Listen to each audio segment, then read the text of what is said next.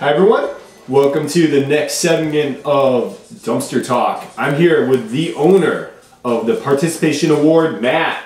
Matt, how you doing today? I'm doing great. Thanks for the invite. Very welcome. I'm honored. So, you're new to the Reign of Terror this year. Yes, I am. How you liking things so far? It's alright. You know, I guess I like being the new guy. You know, people have no clue who I am, so maybe they'll try to take advantage of me, and maybe I could take advantage of some other people in the league.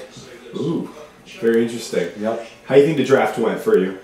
You know, me having the 7th overall pick, I was very surprised that Ezekiel Elliott fell down to me. I honestly thought I was going to get like a quarterback during my first pick.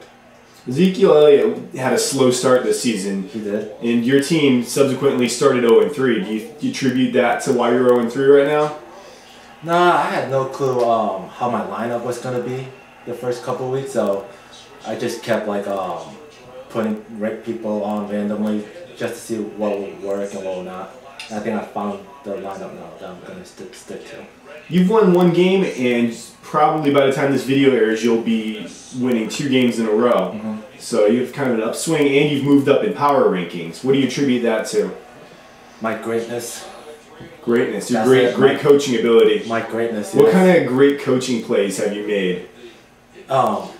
Absolutely nothing. I'm just saying my greatness because you're asking me a question that I have no clue how to answer it.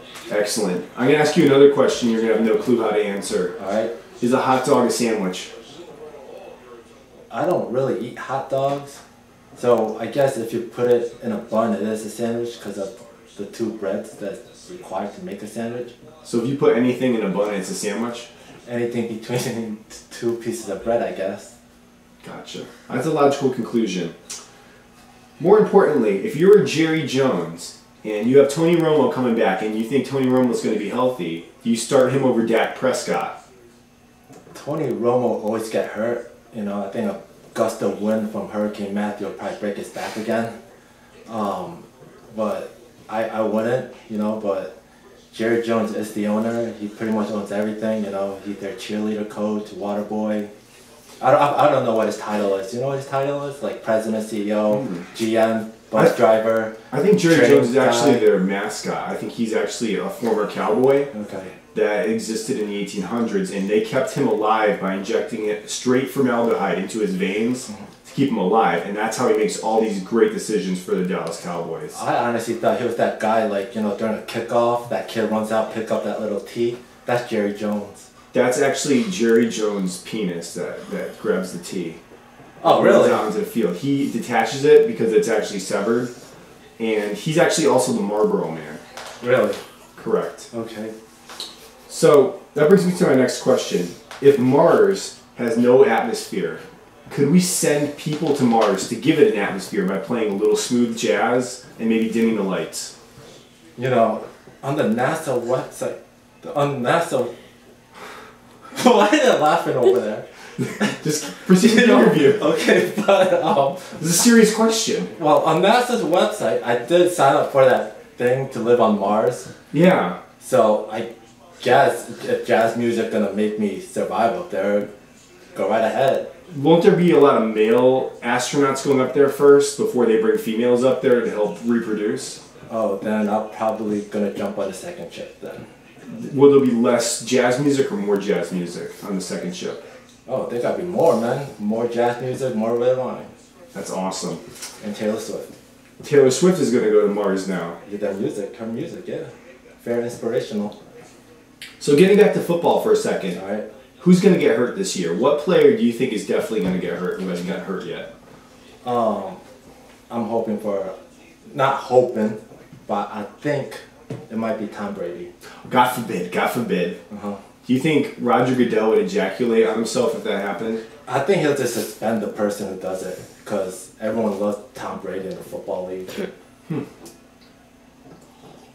So, if I offered you $1 million to say something nice about the Patriots, what would you say? I'll say thanks for the $1 million and I'll leave the country.